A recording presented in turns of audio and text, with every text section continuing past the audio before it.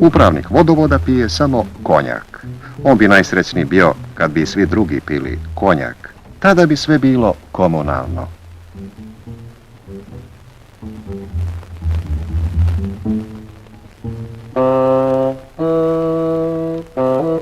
Možda se s njim ne bi složio poštarev sin, zvani Đus, jer on ne pije ni vodu, ni konjak, već vitasok. Šta ćeš, jedinac. Majstor Tošo konzumira vino iz Podgora, iz onog istog sela odakle dolazi voda. Prema tome, njemu je svejedno. Oba pića su sa istog izvora. Samo nije svejedno domaćicama. Ni gospodinu Borisu, penzioneru, neženji.